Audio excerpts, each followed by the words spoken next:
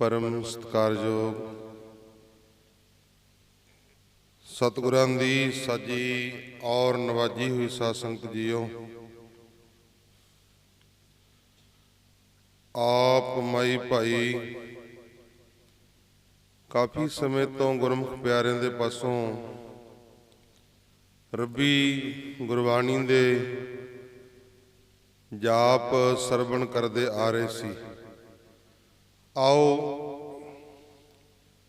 जो कई महीनों तो लगातार निरंतर गुरबाणी दीयां विचारां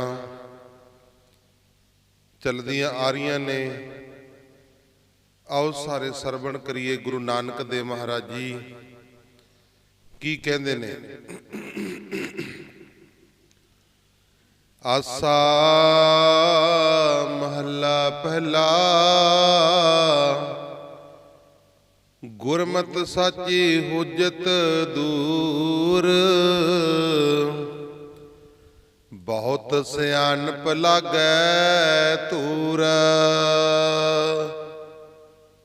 सतगुरु गुरु नानक देव महाराज जी फरमान करते ने, गुरां दी सच्ची सिक्ख्या प्राप्त करके, गुरां दी सच्ची सिक्ख्या प्राप्त करके इंसान दी जो हुज्जत है, मैली बुद्ध है, वो दूर हो जाती है। खरी चितराई राही प्राणी नूं पापां दी खेच चिमड़ जाती है। लागी मैल मिटै सच नाए, गुर प्रसाद रहै लिवलाए।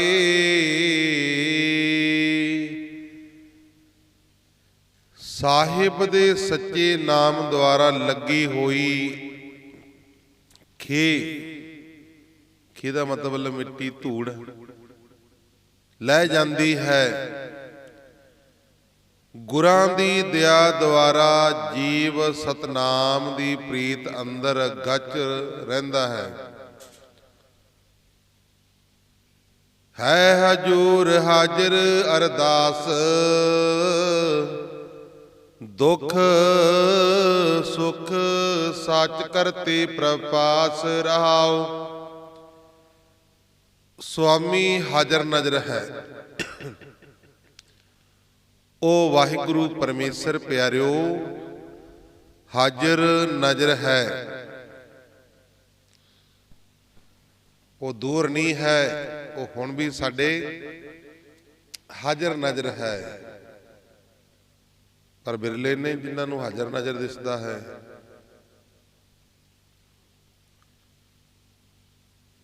उस दी हजूरी अंदर बेनती कर, महाराज जी कहते उस दी हजूरी अंदर भाव के गुरु दे चरणां दे विच बेनती कर। गमी ते खुशी सच्चे सिरजनहार स्वामी दे हथ विच हन। खुशी भी ते गमी भी वो वाहिगुरु परमेश्वर दे हथ विच ने।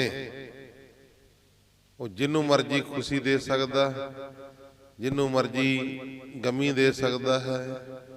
ये सब कुछ वाहिगुरु सिरजनहार दे हथ विच ने। कूड़ कमावै आवै जावै, कहण कथन बारा नाही आवै। गुरु नानक देव महाराज जी कहते जो झूठ की कमाई करता है ਉਹ ਆਉਂਦਾ ਤੇ ਜਾਂਦਾ ਰਹਿੰਦਾ। ਕਿੱਥੇ ਆਉਂਦਾ ਕਿੱਥੇ ਜਾਂਦਾ, ਉਹ ਗਰਭ ਜੂਨੀਆਂ ਦੇ ਵਿੱਚ ਪੈ ਜਾਂਦਾ। ਭਾਵ ਕਿ ਉਹ ਬੰਦਾ ਗਰਭ ਜੂਨੀਆਂ ਵਿੱਚ ਪੈ ਜਾਂਦਾ। ਸੰਸਾਰ ਦੇ ਉੱਤੇ ਆਉਂਦਾ, ਜੰਮਦਾ ਹੈ ਤੇ ਥੋੜੇ ਸਮੇਂ ਬਾਅਦ ਮਰ ਜਾਂਦਾ, ਫਿਰ ਜੰਮਦਾ, ਫਿਰ ਮਰ ਜਾਂਦਾ, ਫਿਰ ਜੰਮਦਾ, ਫਿਰ ਮਰ ਜਾਂਦਾ। ਇਸੇ ਤਰ੍ਹਾਂ 84 ਲੱਖ ਜੂਨ ਅੰਦਰ ਭਟਕਦਾ ਰਹਿੰਦਾ। ਆਖੋ ਸਤਨਾਮ। महाराज जी कहते आखण ते बयान करन द्वारा आवा गाउण दे ओड़क दा पता नहीं लगदा। ਆਖਣ ਤੇ ਬਿਆਨ ਕਰਨ ਦੇ ਨਾਲ ਨਹੀਂ ਪਤਾ ਲੱਗਦਾ। ਕਿਆ ਦੇਖਾਂ ਸੂਝ ਬੂਝ ਨਾ ਪਾਵਾਂ, ਬਿਨ ਨਾਵੈ ਮਨ ਤ੍ਰਿਪਤ ਨ ਆਵੈ। ਗੁਰੂ ਨਾਨਕ ਦੇਵ ਮਹਾਰਾਜ ਜੀ ਕਹਿੰਦੇ ਉਸ ਨੂੰ ਕੀ ਬਖਾਲੀ ਦੇ ਗਿਆ, ਉਹ ਕੁਝ ਵੀ ਸੋਚ ਸਮਝ ਨਹੀਂ ਕਰਦਾ। ਨਾਮ ਦੇ ਬਗੈਰ ਮਨੁੱਸ ਦੇ ਮਨ ਵਿੱਚ ਰੱਜ ਨਹੀਂ ਆਉਂਦਾ। ਜਿੰਨਾ ਚਿਰ ਅੰਦਰ ਨਾਮ ਨਹੀਂ ਪ੍ਰਵੇਸ਼ ਕਰਦਾ ਉਹਨਾਂ ਚਿਰ ਆਤਮਾ ਨੂੰ ਰੱਜ ਨਹੀਂ ਆਉਂਦਾ। ਜਿੰਨਾ ਚਿਰ ਪ੍ਰਸਾਦਾ ਪਾਣੀ ਸਰੀਰ ਦੇ ਅੰਦਰ ਪ੍ਰਵੇਸ਼ ਨਾ ਕਰ ਜਾਏ, ਪ੍ਰਸਾਦਾ ਪਾਣੀ ਛਕ ਨਾ ਲਈਏ, ਉਹਨਾਂ ਚਿਰ ਸਰੀਰ ਨੂੰ ਰੱਜ ਨਹੀਂ ਆਉਂਦਾ। ਜਿੰਨਾ ਚਿਰ ਗੁਰਮੁਖ ਪਿਆਰਿਓ ਭਜਨ ਨਾ ਕਰੀਏ ਉਹਨਾਂ ਚਿਰ ਆਤਮਾ ਨੂੰ ਰੱਜ ਨਹੀਂ ਆਉਂਦਾ ਹੈ। ਸਰੀਰ ਨੂੰ ਰਜਾਣਾ ਵੀ ਜ਼ਰੂਰੀ ਆ ਤੇ ਆਤਮਾ ਨੂੰ ਵੀ ਰਜਾਣਾ ਜ਼ਰੂਰੀ ਆ। ਹੁਣ ਕੰਮ ਇੱਕ ਕਰਦੇ ਆ, ਆਤਮਾ ਸਾਡੀ ਭੁੱਖੀ ਫਿਰੀ ਜਾਂਦੀ ਆ। ਸਰੀਰ ਨੂੰ ਅਸੀਂ ਰਜਾਨੇ ਆ, ਸਵੇਰੇ ਵੀ ਪ੍ਰਸਾਦਾ, ਸ਼ਾਮ ਨੂੰ ਵੀ, ਕਈ ਤਾਂ ਦੁਪਹਿਰੇ ਵੀ ਛਕ ਲੈਂਦੇ ਨੇ, ਪਰ ਆਤਮਾ ਜਿਹੜੀ ਉਹ ਭੁੱਖੀ ਹੈ। ਇਸੇ ਕਰਕੇ ਬੰਦਾ ਬਹੁਤਾ ਦੁਖੀ ਰਹਿੰਦਾ। ਆਖੋ ਸਤਨਾਮ। ਹਾਲਾਂ ਕਹਿੰਦਾ ਯਾਰ ਛੇੜਨਾ ਮੈਨੂੰ, ਮੇਰੀ ਆਤਮਾ ਬੜੀ ਦੁਖੀ ਆ। ਉਹ ਦੁਖੀ ਕਿਉਂ ਆ? ਕਿਉਂਕਿ ਉਹਨੂੰ ਨਾਮ ਰੂਪੀ ਖੁਰਾਕ ਨਹੀਂ ਮਿਲੀ, ਉਹਦੀ ਖੁਰਾਕ ਨਹੀਂ ਮਿਲੀ ਆਤਮਾ ਦੀ, ਇਸੇ ਕਰਕੇ ਦੁਖੀ ਆ। ਅੱਗੇ ਸੁਣੋ ਕੀ ਕਹਿੰਦੇ ਨੇ। ਜੋ ਜਨਮੇ ਸੋ ਰੋਗ ਵਿਆਪੈ, ਹਉਮੈ ਮਾਇਆ ਦੁਖ ਸੰਤਾਪੈ। ਜਿਹੜੇ ਪੈਦਾ ਹੋਏ ਹਨ ਉਹ ਬਿਮਾਰੀ ਅੰਦਰ ਮਤਬਲਾ ਹਨ, ਉਹ ਬਿਮਾਰੀ ਅੰਦਰ, ਰੋਗ ਅੰਦਰ ਵਿਆਪੇ ਹੋਏ ਨੇ, ਗ੍ਰਸੇ ਹੋਏ ਨੇ। ਸਤਿਗੁਰੂ ਜੀ ਕਹਿੰਦੇ ਅਤੇ ਮੋਹਣੀ ਦੀ ਹੰਗਤਾ ਦੀ ਪੀੜ ਦੇ ਦੁਖੀ ਕੀਤੇ ਹੋਏ ਨੇ। ਉਹ ਮੋਹਣੀ ਮਾਇਆ ਨੇ ਦੁਖੀ ਕੀਤੇ ਹੋਏ ਨੇ। ਸੇ ਜਨ ਬਾਚੇ ਸੋ ਪ੍ਰਭ ਰਾਖੇ, ਸਤਿਗੁਰ ਸੇਵੇ ਅੰਮ੍ਰਿਤ ਰਸ ਚਾਖੇ। ਸਤਿਗੁਰੂ ਜੀ ਕਹਿੰਦੇ ਜਿਨ੍ਹਾਂ ਪੁਰਸ਼ਾਂ ਨੂੰ ਸੁਆਮੀ ਰੱਖਦਾ ਹੈ ਉਹ ਬਚ ਜਾਂਦੇ ਨੇ। ਸੱਚੇ ਗੁਰਾਂ ਦੀ ਘਾਲ ਕਮਾ ਕੇ ਉਹ ਸਰਜੀਤ ਕਰਨਹਾਰ ਆਪ ਹਯਾਤ ਪਾਨ ਕਰਦੇ ਨੇ। ਚਲਤੋ ਮਨ ਰਾਖੈ ਅੰਮ੍ਰਿਤ ਚਾਖੈ, ਜੋ ਸਤਿਗੁਰ ਸੇਵੇ ਅੰਮ੍ਰਿਤ ਸ਼ਬਦ ਭਾਖੈ। ਜੋ ਆਪਣੇ ਚੰਚਲ ਮਨੂਏ ਨੂੰ ਮੋੜ ਕੇ ਰੱਖਦਾ ਹੈ ਉਹ ਸੁਦਰਸ ਨੂੰ ਚੱਖਦਾ, ਭਾਵ ਕਿ ਅੰਮ੍ਰਿਤ ਨੂੰ ਪੀਂਦਾ। ਉਹ ਸਤਿਗੁਰਾਂ ਦੀ ਟਹਿਲ ਕਮਾਉਣ ਦੁਆਰਾ ਇਨਸਾਨ ਜੀ ਦਾਨ ਬਖਸ਼ਣ ਵਾਲੀ ਗੁਰਬਾਣੀ ਨੂੰ ਪਿਆਰ ਕਰਦਾ। ਗੁਰਬਾਣੀ ਆ ਨਾ ਜਿਹੜੀ, ਉਹ ਸਾਨੂੰ ਜੀ ਦਾਨ ਬਖਸ਼ਦੀ ਆ। ਇਸ ਕਰਕੇ ਇਹ ਬੰਦਾ ਜੀ ਦਾਨ ਬਖਸ਼ਣ ਵਾਲੀ ਗੁਰਬਾਣੀ ਨੂੰ ਪਿਆਰ ਕਰਦਾ ਹੈ। ਸਾਚੈ ਸ਼ਬਦ ਮੁਕਤ ਗਤ ਪਾਈ, ਨਾਨਕ ਵਿੱਚੋਂ ਆਪ ਗਵਾਏ।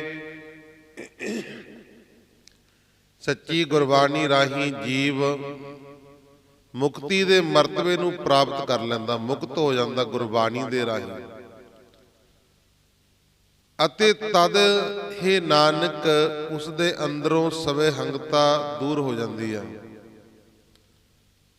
ਗੁਰਬਾਣੀ ਦੇ ਰਾਹੀਂ ਜਦੋਂ ਗੁਰਬਾਣੀ ਨੂੰ ਪੜ੍ਹਦੇ ਆ, ਗੁਰਬਾਣੀ ਨੂੰ ਵਿਚਾਰਦੇ ਆ, ਗੁਰਬਾਣੀ ਨੂੰ ਸੁਣਦੇ ਆ, ਤਾਂ ਇਹ ਮੁਕਤੀ ਪ੍ਰਾਪਤ ਕਰ ਲੈਂਦਾ। ਅਤੇ ਤਦ ਹੀ ਨਾਨਕ ਉਸ ਦੇ ਅੰਦਰੋਂ ਸਭੇ ਹੰਗਤਾ ਦੂਰ ਹੋ ਜਾਂਦੀ ਆ। ਜਿੰਨੀ ਗੁਰਬਾਣੀ ਪੜਾਂਗੇ ਉਨਾ ਸਾਡੇ ਅੰਦਰ ਦੀ ਸਫਾਈ ਹੋਣੀ ਆ। ਹੁਣ ਮੰਨ ਲਓ ਇੱਕ ਵਾਰੀ ਝਾੜੂ ਮਾਰ ਦਿੱਤਾ, ਮਾੜਾ ਮੋਟਾ ਕੁਝ ਨਾ ਕੁਝ ਰਹਿ ਜਾਂਦਾ, ਦੁਬਾਰਾ ਫਿਰ ਆਪਾਂ ਝਾੜੂ ਮਾਰ ਦੇਣ ਚੰਗੀ ਤਰ੍ਹਾਂ ਨਿਕਲ ਜਾਂਦਾ, ਫਿਰ ਵੀ ਮਾੜਾ ਮੋਟਾ ਕੁਝ ਰਹਿ ਜਾਂਦਾ। ਫਿਰ ਗੁਰਮੁਖ ਪਿਆਰਿਓ ਪੋਚਾ ਲਾ ਦਿੰਦੇ ਆ, ਪੋਚੇ ਨਾਲ ਸਾਰਾ ਸਾਫ਼ ਹੋ ਜਾਂਦਾ। ਜਿਹੜਾ ਕੋਈ ਮਾੜੀ ਮੋਟੀ ਮਿੱਟੀ ਦਾ ਕਣਕਾ, ਕੋਈ ਕਿਸੇ ਤਰ੍ਹਾਂ ਦਾ ਕਿਣਕਾ ਹੁੰਦਾ, ਜਿੰਨੀ ਫਰਸ਼ ਦੀ ਸਫਾਈ ਕੀਤੀ, 2 ਵਾਰੀ ਝਾੜੂ ਲਾਇਆ, ਪੋਚਾ ਲਾਇਆ ਤੇ ਸਾਰੀ ਬਿਲਕੁਲ ਸਫਾਈ ਹੋ ਗਈ। ਜੇ ਆਪਾਂ ਕਹਿੰਦੇ ਵੀ ਇੱਕ ਵਾਰੀ ਝਾੜੂ ਲਾ ਲਿਆ ਬਸ ਮੁੜ ਕੇ ਲੋੜੇ ਨਹੀਂ, ਬਟ ਠੀਕ ਆ ਜੀ, ਸਾਫ਼ ਆ, ਸਾਫ਼ ਤਾਂ ਹੋ ਜਾਣਾ ਇੱਕ ਵਾਰੀ ਦੇ ਨਾਲ ਵੀ, ਪਰ ਪੂਰਨ ਤੌਰ ਤੇ ਗੱਲ ਨਹੀਂ ਬਣਦੀ। ਜਿੰਨੀ ਅਸੀਂ ਗੁਰਬਾਣੀ ਪੜਾਂਗੇ ਨਾ, ਜਿੰਨੀ ਗੁਰਬਾਣੀ ਨੂੰ ਸੁਣਾਂਗੇ, ਉਨਾ ਹੀ ਸਾਡਾ ਮਨ ਸਾਫ਼ ਹੁੰਦਾ ਤੇ ਮਨ ਚਮਕਦਾ। ਆਖੋ ਸਤਿਨਾਮ। ਗੁਰਬਾਣੀ ਪੜਨਾ ਸਮਝ ਲਓ ਝਾੜੂ ਲਾਉਣਾ ਹੈ ਸਰੀਰ ਨੂੰ ਅੰਦਰ, ਸਿਮਰਨ ਕਰਨਾ ਸਮਝ ਲਓ ਪੋਚਾ ਲਾਣਾ ਹੈ। ਆਖੋ ਸਤਿਨਾਮ। ਇੰਨੀ ਗੁਰਬਾਣੀ ਪੜਨ ਦਾ ਫਾਇਦਾ ਹੈ। ਜਦੋਂ ਗੁਰਬਾਣੀ ਪੜਦਾ ਗੁਰਸਿੱਖ ਬੜੇ ਪਿਆਰ ਦੇ ਨਾਲ, ਬੜੇ ਸਤਿਕਾਰ ਦੇ ਨਾਲ, ਸਮਝ ਲਓ ਅੰਦਰ ਸਫਾਈ ਹੋ ਰਹੀ ਆ। ਜੇ ਫਟਾਫਟ ਝਾੜੂ ਲਾਵਾਂਗੇ ਨਾ, ਫਿਰ ਉਹ ਸਫਾਈ ਨਹੀਂ ਹੁੰਦੀ। ਫਟਾਫਟ ਬਾਣੀ ਪੜਾਂਗੇ, ਉਹ ਅੰਦਰ ਸਫਾਈ ਨਹੀਂ ਹੁੰਦੀ। ਸਰਦਾ ਦੇ ਨਾਲ, ਭਾਵਨਾ ਦੇ ਨਾਲ ਜਦੋਂ ਗੁਰਬਾਣੀ ਨੂੰ ਪੜਾਂਗੇ, ਉਨੀ ਹੀ ਸਫਾਈ ਹੋਣੀ ਜਿੰਨੀ ਅਸੀਂ ਗੁਰਬਾਣੀ ਪੜਾਂਗੇ। ਤਾਂ ਗੁਰਮੁਖ ਪਿਆਰਿਓ, ਸਤਿਗੁਰੂ ਜੀ ਕਹਿੰਦੇ ਮੁਕਤੀ ਨੂੰ ਪ੍ਰਾਪਤ ਹੋ ਜਾਂਦਾ ਹੈ ਅਤੇ ਤਦ ਹੈ ਨਾਨਕ ਉਹਦੇ ਅੰਦਰੋਂ ਸਵੈ ਹੰਗਤਾ ਦੂਰ ਹੋ ਜਾਂਦੇ। ਸਾਰੀ ਹੰਗਤਾ, ਹਉਮੈ ਹੰਕਾਰ, ਕਾਮ ਕ੍ਰੋਧ ਲੋਭ ਮੋਹ ਹੰਕਾਰ, ਇਹ ਸਾਰੇ ਦੂਰ ਹੋ ਜਾਂਦੇ ਨੇ ਆਤਮਾ ਤੋਂ। ਆਸਾ ਮਹਲਾ ਪਹਿਲਾ। ਜੋ ਤਿਨ ਕੀਆ ਸੋ ਸਚ ਥੀਆ, ਅੰਮ੍ਰਿਤ ਨਾਮ ਸਤਿਗੁਰ ਦੀਆ। ਜਿਸ ਕਿਸੇ ਨੂੰ ਉਹ ਸੁਆਮੀ ਪੂਰਨ ਕਰਦਾ ਹੈ, ਉਹ ਸੱਚਾ ਹੋ ਜਾਂਦਾ ਹੈ। ਉਸ ਨੂੰ ਸੱਚੇ ਗੁਰਦੇਵ ਜੀ ਅੰਮ੍ਰਿਤਮਈ ਨਾਮ ਦਿੰਦੇ ਨੇ। ਹਿਰਦੇ ਨਾਮ ਨਹੀਂ ਮਨ ਭੰਗ, ਅਨ ਦਿਨ ਨਾਲ ਪਿਆਰੇ ਸੰਗ। ਆਪਣੇ ਦਿਲ ਅੰਦਰ ਨਾਮ ਸਹਿਤ ਮਾਨਸਿਕ ਤੌਰ ਤੇ ਉਸ ਨਾਲੋਂ ਵੱਖਰਾ ਨਹੀਂ ਹੁੰਦਾ ਅਤੇ ਉਹ ਦਿਨ ਰਾਤ ਆਪਣੇ ਪ੍ਰੀਤਮ ਦੀ ਸੰਗਤ ਅੰਦਰ ਵਸਦਾ ਹੈ। ਹਰ ਜੀਉ ਰਾਖੈ ਆਪਣੀ ਸਰਣਾਈ,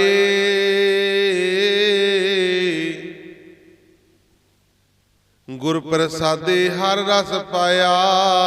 ਨਾਮ ਪਦਾਰਥ ਨੌ ਨਿਤ ਪਾਈ ਰਹਾਉ। ਹੇ ਮਾਣੀਆ ਵਾਹਿਗੁਰੂ, ਮੈਨੂੰ ਆਪਣੀ ਪਨਾਹ ਹੇਠਾਂ ਰੱਖ, ਭਾਵ ਕਿ ਮੈਨੂੰ ਆਪਣੇ ਚਰਨਾਂ ਦੇ ਨਾਲ ਜੋੜ ਕੇ ਰੱਖ। ਗੁਰਾਂ ਦੀ ਰਹਿਮਤ ਸਦਕਾ ਮੈਂ ਵਾਹਿਗੁਰੂ ਦੇ ਅੰਮ੍ਰਿਤ ਨੂੰ ਪਾਇਆ ਹੈ ਅਤੇ ਨਾਮ ਦੀ ਦੌਲਤ ਦੇ 9 ਖਜ਼ਾਨਿਆਂ ਨੂੰ ਪ੍ਰਾਪਤ ਕੀਤਾ ਹੈ। 9 ਖਜ਼ਾਨੇ ਪ੍ਰਾਪਤ ਹੋ ਗਏ ਨੇ। ਕਰਮ ਧਰਮ ਸੱਚ ਸਾਚਾ ਨਾਉ, ਤਾਂ ਕੈ ਸਦ ਬਲਿਹਾਰੈ ਜਾਓ। ਸਤਿਗੁਰੂ ਗੁਰੂ ਨਾਨਕ ਦੇਵ ਮਹਾਰਾਜ ਜੀ ਕਹਿੰਦੇ, ਮੈਂ ਉਹਨਾਂ ਉੱਤੋਂ ਹਮੇਸ਼ਾ ਬਲਿਹਾਰ ਜਾਂਦਾ ਹਾਂ। ਕਿਹਨਾਂ ਤੋਂ? ਕਬੂਲ ਪੈ ਜਾਂਦੇ ਨੇ। ਜੋ ਕਬੂਲ ਪੈ ਜਾਂਦੇ ਹਨ, ਉਸ ਪੁਰਸ਼ ਜਿਹੜੇ ਪ੍ਰਭੂ ਨਾਲ ਉਹਦੇ ਨਾਮ ਦੇ ਨਾਲ ਰੰਗੇ ਹੋਏ ਨੇ। ਗੁਰੂ ਨਾਨਕ ਦੇਵ ਮਹਾਰਾਜ ਜੀ ਕਹਿੰਦੇ ਮੈਂ ਉਹਨਾਂ ਤੋਂ ਕੁਰਬਾਨ ਜਾਂਦਾ ਹਾਂ। ਕਿਹਨਾਂ ਤੋਂ? ਜਿਹੜੇ ਵਾਹਿਗੁਰੂ ਪਰਮੇਸ਼ਰ ਦੇ ਨਾਮ ਨਾਲ ਰੰਗੇ ਹੋਏ ਨੇ, ਉਹਨਾਂ ਤੋਂ ਬਲਿਹਾਰ ਜਾਂਦਾ ਹਾਂ। ਕੀ ਕਹਿੰਦੇ ਅੱਗੇ? ਤਿਨ ਕੀ ਸੰਗਤ ਪਰਮ ਨਿਦਾਨ, ਹਰ ਬਰ ਜਿਨ ਪਾਇਆ ਤਨ ਨਾਰੀ। ਉਹਨਾਂ ਦੇ ਮੇਲ ਮਿਲਾਪ ਅੰਦਰ ਮਹਾਨ ਪਦਾਰਥ ਪ੍ਰਾਪਤ ਹੁੰਦਾ।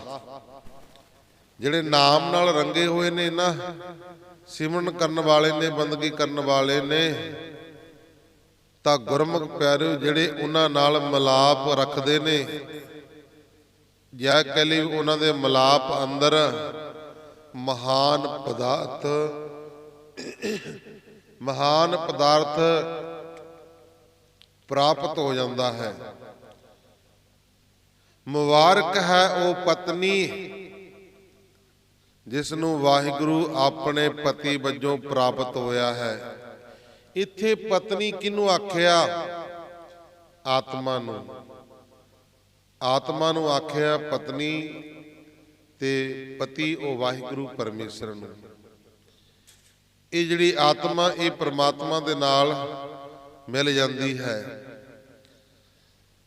ਹਰ ਸਿਉ ਰਾਤੇ ਸ਼ਬਦ ਵਿਚਾਰੀ, ਆਪ ਤਰੇ ਸੰਗਤ ਕੁਲ ਤਾਰੈ।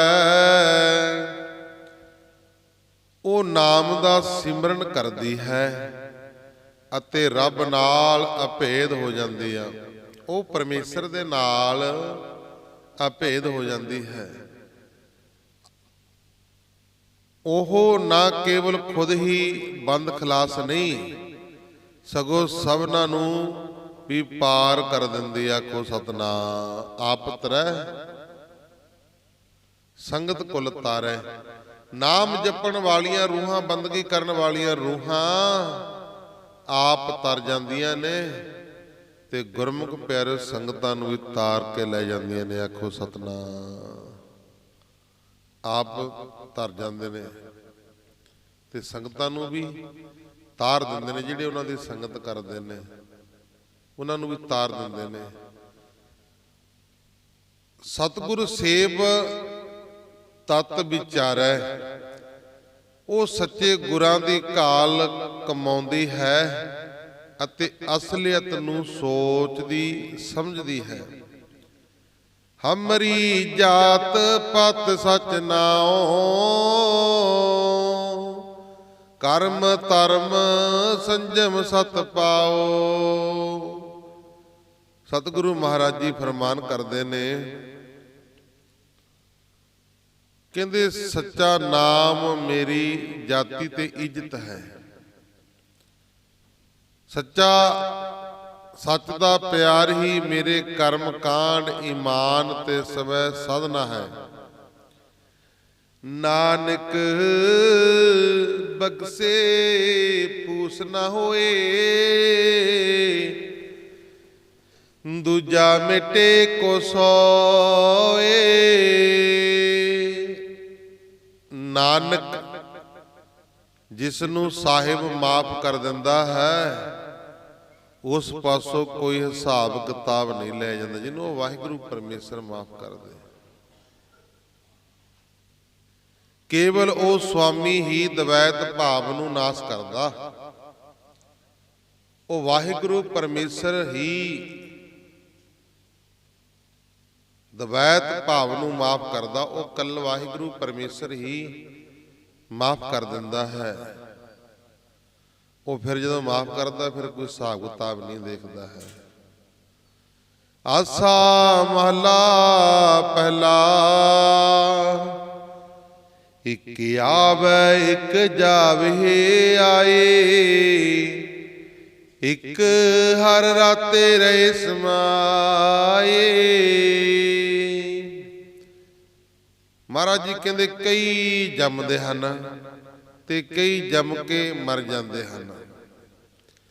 ਸਾਹਿਬ ਨਾਲ ਰੰਗੀਜੇ ਹੋਏ ਕਈ ਉਸ ਅੰਦਰ ਲੀਨ ਰਹਿੰਦੇ ਨੇ। ਕਈ ਪਰਮੇਸ਼ਰ ਦੇ ਨਾਲ ਜਿਹੜੇ ਨਾਮ ਦੇ ਅੰਦਰ ਰੰਗੇ ਹੋਏ ਨੇ ਨਾ, ਉਹ ਫਿਰ ਪਰਮੇਸ਼ਰ ਅੰਦਰ ਲੀਨ ਰਹਿੰਦੇ ਨੇ। ਇੱਕ ਧਰਨ ਗਗਨ ਮਹਿ ਠੌਰ ਨਾ ਪਾਵੇ, ਸੇ ਕਾਮਣ ਹੀਣ ਹਰ ਨਾਮ ਤੇ ਆਵੇ। ਕਈਆਂ ਨੂੰ ਜ਼ਮੀਨ ਤੇ ਅਸਮਾਨ ਵਿੱਚ ਕੋਈ ਆਰਾਮ ਨਹੀਂ ਦੀ ਥਾਂ ਨਹੀਂ ਮਿਲਦੀ।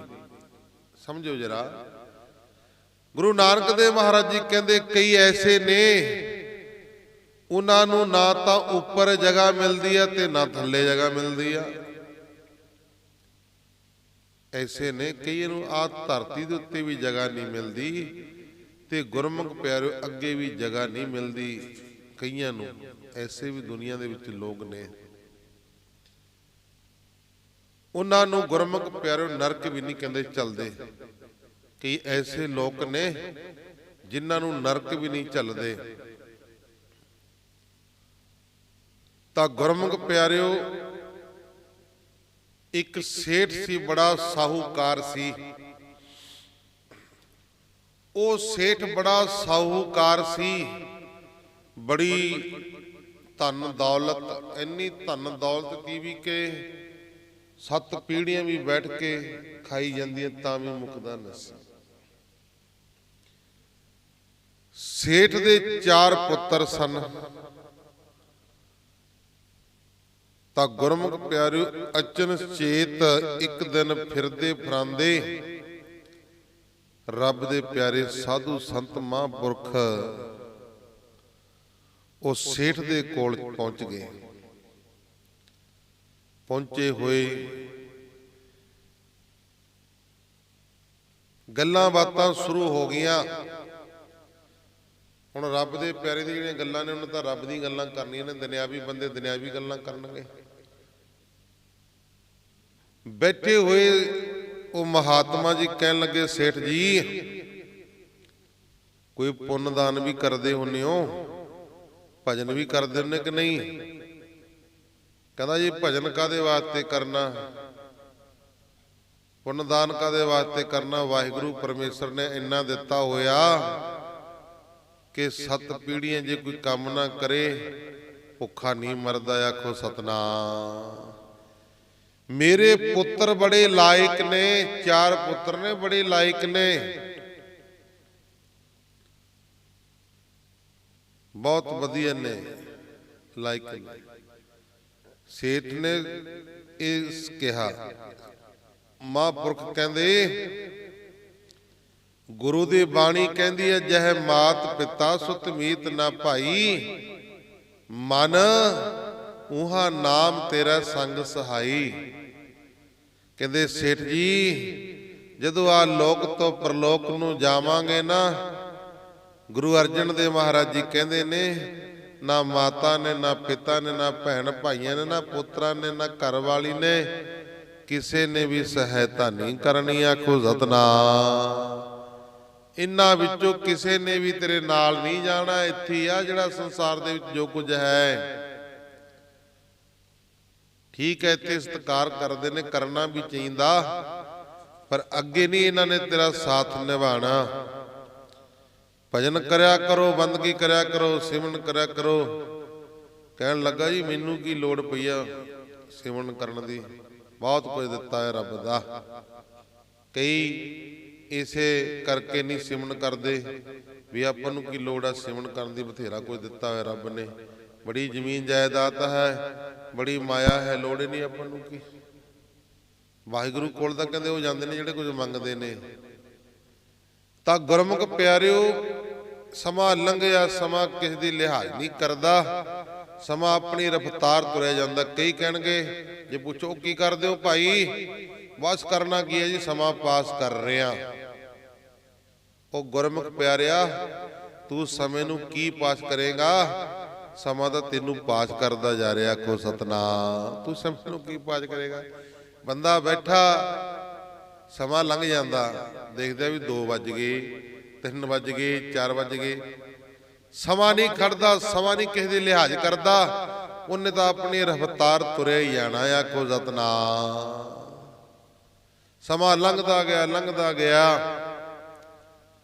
ਤਾਂ ਗੁਰਮੁਖ ਪਿਆਰਿਓ ਸੇਠ ਬਿਮਾਰ ਹੋ ਗਿਆ। ਹੁਣ ਸੇਠ ਦੀਆਂ ਜਿਹੜੀਆਂ ਨੂੰਹਾਂ ਸੀ ਉਹ ਕਹਿਣ ਲੱਗੀਆਂ, ਕਹਿੰਦੀ ਬਾਪੂ ਨਾ ਮਰਦਾ ਤੇ ਨਾ ਮੰਜਾ ਛੱਡਦਾ, ਇੱਥੇ ਖਾਉਂ ਖਾਉਂ ਕਰੀ ਜਾਂਦਾ, ਖੰਗੀ ਜਾਂਦਾ, ਥੁੱਕੀ ਜਾਂਦਾ। ਤਾਂ ਗੁਰਮੁਖ ਪਿਆਰਿਓ ਸੇਵਾ ਕਰਨੀ ਛੱਡ ਦਿੱਤੀ। ਹੁਣ ਬੜਾ ਔਖਾ ਹੋ ਰਿਹਾ। ਜਿਹੜੇ ਪੁੱਤਰਾਂ ਵੱਲ ਦੇਖਦਾ ਸੀ ਨਾ, ਮਾਣ ਕਰਦਾ ਸੀ, ਉਹ ਵੀ ਘਿਰਨਾ ਕਰਨ ਲੱਗ ਗਏ, ਉਹ ਵੀ ਮਾੜਾ ਸ਼ਬਦ ਬੋਲਣ ਲੱਗ ਗਏ। ਉਹ ਬਾਪੂ, ਉਹ ਨਾ ਤੂੰ ਮਰਦਾ ਤੇ ਨਾ ਤੂੰ ਮੰਜਾ ਛੱਡਦਾ, ਤੂੰ ਆਪ ਤਾਂ ਦੁਖੀ ਤੇ ਸਾਨੂੰ ਵੀ ਦੁਖੀ ਕਰੀ ਰੱਖਦਾ। ਇੱਧਰੋਂ ਸਾਡੇ ਘਰ ਵਾਲੇ ਕਹਿੰਦੇ ਸਾਨੂੰ ਗਾਲਾਂ ਕੱਢੀ ਜਾਂਦੀਆਂ ਨੇ, ਮੈਨੂੰ ਕਿਧਰੇ ਭੇਜਦੇ ਨਹੀਂ, ਛੱਡਦੇ ਨਹੀਂ ਕਿਧਰੇ। ਸਮਾਂ ਲੰਘਿਆ, ਸੇਠ ਦੀ ਮ੍ਰਿਤੂ ਹੋ ਗਈ। ਮ੍ਰਿਤੂ ਹੋਈ ਤਾਂ ਗੁਰਮੁਖ ਪਿਆਰਿਓ ਧਰਮਰਾਜ ਦੇ ਦੂਤ ਆਏ, ਲੈ ਕੇ ਗਏ। ਜਦੋਂ ਦੇਖਿਆ ਖਾਤਾ ਵਹੀ, ਕਿਆ ਤੈ ਖੱਟਿਆ ਕਾਹਾਂ ਗਵਾਇਆ, ਹਰ ਫਰਮਾਨ ਦਰਗਾਹ ਕਾ ਆਇਆ, ਚਲੋ ਦੀਵਾਨ ਸਤਾਬ ਬੁਲਾਇਆ। ਜਦੋਂ ਹਿਸਾਬ ਕਿਤਾਬ ਦੇਖਿਆ ਵੀ ਜ਼ਿੰਦਗੀ ਦੇ ਵਿੱਚ ਨਾ ਤਾਂ ਕੋਈ ਪੁੰਨਦਾਨ ਕੀਤਾ ਤੇ ਨਾ ਕੋਈ ਭਜਨ ਕੀਤਾ, ਤਾਂ ਗੁਰਮੁਖ ਪਿਆਰਿਓ ਕਦੇ ਬੰਦਗੀ ਨਹੀਂ ਕੀਤੀ, ਕਦੇ ਸਿਮਰਨ ਨਹੀਂ ਕੀਤਾ। ਕਹਿਣ ਲੱਗੇ ਜੀ ਇਹਦਾ ਖਾਤਾ ਬਿਲਕੁਲ ਹੀ ਖਤਮ ਹੈ, ਇਹਦਾ ਕੁਝ ਨਹੀਂ ਕੀਤਾ ਇਸਨੇ, ਕੀ ਕਰੀਏ, ਲੈ ਜਾਈਏ ਨਰਕਾਂ ਦੇ ਵਿੱਚ। ਧਰਮਰਾਜ ਕਹਿੰਦਾ ਨਾ ਨਾ ਨਾ, ਨਰਕਾਂ 'ਚ ਨਾ ਲੈ ਕੇ ਜਾਓ, ਇਹਨੂੰ ਗਰਭ ਜੂਨੀਆਂ ਦੇ ਵਿੱਚ ਸਿੱਟੋ, ਇਹਦੇ ਲਈ ਨਰਕਾਂ ਦੇ ਵਿੱਚ ਵੀ ਜਗ੍ਹਾ ਨਹੀਂ ਹੈ। ਇਹਨੇ ਜ਼ਿੰਦਗੀ ਦੇ ਵਿੱਚ ਨਾ ਕੋਈ ਭਜਨ ਕੀਤਾ, ਨਾ ਪੁੰਨ ਕੀਤਾ, ਕਦੇ ਕੀਤੀ ਨਹੀਂ ਐ, ਮਾੜਾ ਮੋਟਾ ਕਦੇ ਕਰ ਲੈਂਦਾ। ਇਹਨੂੰ ਨਰਕਾਂ ਦੇ ਵਿੱਚ ਨਹੀਂ, ਇਹਨੂੰ ਗਰਭ ਜੂਨੀ ਦੇ ਵਿੱਚ ਪਾਓ। ਤਾਂ ਗੁਰਮੁਖ ਪਿਆਰੇ ਬਲਦ ਦੀ ਜੂਨ ਦੇ ਵਿੱਚ ਪਾ ਦਿੱਤਾ। ਆਖੋ ਸਤਨਾਮ। ਬਲਦ ਦੀ ਜੂਨ ਦੇ ਵਿੱਚ ਪਾ ਦਿੱਤਾ। ਬਲਦ ਬਣ ਕੇ ਉਸੇ ਘਰ ਦੇ ਵਿੱਚ ਫੇਰ ਆ ਗਿਆ। ਤਾਂ ਜਦੋਂ ਬਲਦ ਬਣ ਕੇ ਘਰ ਦੇ ਵਿੱਚ ਆ ਗਿਆ, ਜਿਹੜਾ ਪੁਰਾਣਾ ਬਲਦ ਸੀ ਉਹ ਉਹਨਾਂ ਦਾ ਮਰ ਗਿਆ। ਤੇ ਗੁਰਮੁਖ ਪਿਆਰੇ ਇਹਨੂੰ ਹੁਣ ਜਦੋਂ ਵੱਡਾ ਹੋਇਆ, ਇਹਨੂੰ ਜੋੜ ਲਿਆ, ਕੋਹਲੂ ਦੇ ਨਾਲ ਜੋੜ ਲਿਆ। ਕੰਮ ਲੈਂਦੇ ਨੇ ਤੇ ਪ੍ਰਾਣੀ ਰੱਖੀ ਹੋਈ ਆ, ਪ੍ਰਾਣੀ ਦੇ ਮੂਹਰੇ ਆਰ ਲੱਗੀ ਹੋਈ ਆ, ਮੇਖ ਜੀ ਹੁੰਦੀ ਇੱਕ ਤਿੱਖੀ ਜੀ ਕਰਕੇ ਉਹਨੂੰ ਤਿੱਖੀ ਕਰ ਲੈਂਦੇ ਨੇ, ਆਰ ਕਹਿੰਦੇ ਨੇ। ਹੁਣ ਨਾਲੇ ਤਾਂ ਕੰਮ ਲੈਂਦੇ ਨੇ, ਨਾਲੇ ਆਰ ਮਾਰਦੇ ਨੇ। ਉਹ ਕਿਤੇ ਫਿਰਦੇ ਫਰਾਉਂਦੇ ਰੱਬ ਦੇ ਪਿਆਰੇ ਸਾਧੂ ਸੰਤ ਮਹਾਂਪੁਰਸ਼ ਆਏ, ਕਹਿੰਦੇ ਚਲੋ ਸੇਠ ਦਾ ਪੁੱਛ ਲਈ ਹਾਲ ਚਾਲ। ਜਦੋਂ ਆਏ ਪੁੱਛਿਆ, ਕਹਿੰਦੇ ਭਾਈ ਸੇਠ, ਕਹਿੰਦੇ ਜੀ ਉਹਦੀ ਮ੍ਰਿਤੂ ਹੋ ਗਈ, ਮਰ ਗਿਆ। ਕਹਿੰਦੇ ਮਰ ਗਿਆ? ਕਹਿੰਦੇ ਹਾਂਜੀ, ਇੰਨਾ ਕੁ ਸਮਾਂ ਹੋ ਗਿਆ। ਉਹਨੂੰ ਤਾਂ ਕਹਿੰਦੇ ਸਾਲ ਤੋਂ ਉੱਪਰ ਹੋ ਚੱਲਿਆ ਜੀ। ਜਦੋਂ ਮਹਾਂਪੁਰਖਾਂ ਨੇ ਸਾਹਮਣੇ ਹਲਟ ਦੇ ਨਾਲ ਜੋੜਿਆ, ਬਲਦ ਦੇਖਿਆ, ਦਿਵ ਦ੍ਰਿਸ਼ਟੀ ਦੇ ਨਾਲ ਸੇਠ ਬਲਦ ਬਣਿਆ ਹੋਇਆ। ਆਖੋ ਸਤਨਾਮ। ਉਸੇ ਘਰ ਦੇ ਵਿੱਚ ਫੇਰ ਆ ਕੇ ਦੇਖੋ। ਹੁਣ ਮਹਾਂਪੁਰਖ ਉਧਰ ਨੂੰ ਚਲੇ ਗਏ, ਜਾ ਕੇ ਉਹਦੇ ਕੰਨ ਦੇ ਵਿੱਚ ਕਹਿਣ ਲੱਗੇ, ਉਹ ਦੇਖ ਲਾ, ਤੈਨੂੰ ਕਿਹਾ ਸੀ ਸਤ ਸੰਗਤ ਕਰ ਲੈਂਦਾ, ਨਾਮ ਜਪ ਲੈਂਦਾ, ਤੇਰੀ ਮੁਕਤੀ ਹੋ ਜਾਣੀ ਸੀ, ਤੂੰ ਮੰਨਿਆ ਨਹੀਂ। ਤੂੰ ਆਪਣੇ ਪੁੱਤਰਾਂ ਤੇ ਧੀਆਂ ਤੇ ਮਾਣ ਕਰਦਾ ਰਿਹਾ। ਦੱਸ ਹੁਣ ਤੇਰੀ ਕਿੰਨੇ ਸਹਾਇਤਾ ਕੀਤੀ ਆ। ਮਹਾਂਪੁਰਖ ਕੰਨ ਦੇ ਵਿੱਚ ਕਹਿਣ ਲੱਗੇ, ਕਹਿੰਦੇ ਤੇਰੀ ਮੁਕਤੀ ਕਰ ਦਈਏ, ਦੇਖ ਲਾ ਮੁਕਤ ਕਰ ਦਈਏ। ਤਾਂ ਗੁਰਮੁਖ ਪਿਆਰਿਓ ਸਿਰ ਹਿਲਾਤਾ। ਆਖੋ ਸਤਨਾਮ। ਇੰਨਾ ਮੋਹ ਮਾਇਆ ਦੇ ਵਿੱਚ ਫਸਿਆ ਹੋਇਆ ਕਿ ਮੈਂ ਮਰ ਗਿਆ, ਮੇਰੇ ਪੁੱਤਰਾਂ ਨੂੰ ਹੋਰ ਪੈਸੇ ਲਾਣੇ ਪੈਣੇ ਨੇ। ਇਸ ਕਰਕੇ ਸਤਿਗੁਰੂ ਮੁਕਤੀ ਦਾ ਦਾਤਾ ਹੈ। ਰੱਬ ਦੇ ਪਿਆਰੇ ਨੇ ਜਿਹੜੇ ਉਹ ਮੁਕਤੀ ਪਰਮੇਸ਼ਰ ਤੋਂ ਦਬਾ ਦਿੰਦੇ ਨੇ। ਉਹ ਇੱਕ ਵਿਚੋਲੇ ਦੀ ਨਿਆਈ ਰੱਬ ਦੇ ਪਿਆਰੇ ਉਹ ਵਿਚੋਲੇ ਦਾ ਕੰਮ ਕਰਦੇ ਨੇ, ਰੱਬ ਨਾਲ ਟੁੱਟੀਆਂ ਰੂਹਾਂ ਨੂੰ ਸਾਧੂ ਰੱਬ ਦੇ ਨਾਲ ਮਿਲਾ ਦਿੰਦੇ ਨੇ, ਨਾਤਾ ਗੰਢ ਦਿੰਦੇ ਨੇ, ਜੋੜ ਦਿੰਦੇ ਨੇ। ਜਿਵੇਂ ਦੁਨਿਆਵੀ ਰਿਸ਼ਤਾ ਲੜਕਾ ਲੜਕੀ ਦਾ ਕਰਾਉਂਦੇ ਆ, ਉਧਰੋਂ ਲੜਕੇ ਵਾਲੇ ਨੂੰ ਜਾਣਦੇ ਹੁੰਦੇ ਨੇ ਤੇ ਇਧਰੋਂ ਲੜਕੀ ਵਾਲੇ ਨੂੰ ਜਾਣਦੇ ਨੇ, ਦੋਨਾਂ ਦਾ ਨਾਤਾ ਕਰਾ ਦਿੰਦੇ, ਰਿਸ਼ਤਾ ਕਰਾ ਦਿੰਦੇ ਨੇ, ਪਤੀ ਪਤਨੀ ਬਣ ਜਾਂਦੇ ਨੇ। ਇਸੇ ਤਰ੍ਹਾਂ ਜਿਹੜੇ ਰੱਬ ਦੇ ਪਿਆਰੇ ਨੇ, ਇਹ ਆਤਮਾ ਨੂੰ ਪਰਮਾਤਮਾ ਦੇ ਨਾਲ ਜੋੜ ਦਿੰਦੇ ਨੇ। ਆਖੋ ਸਤਨਾਮ। ਮੁਕਤੀ ਦਾ ਦਾਤਾ ਸਤਿਗੁਰੂ, ਮੁਕਤੀ ਵਾਹਿਗੁਰੂ ਪਰਮੇਸ਼ਰ ਨੇ ਕਰਨੀ ਆ। ਸੇਵਾ ਸਿਮਰਨ ਜ਼ਿੰਦਗੀ ਦੇ ਵਿੱਚ ਜ਼ਰੂਰੀ ਆ ਕਰਨਾ।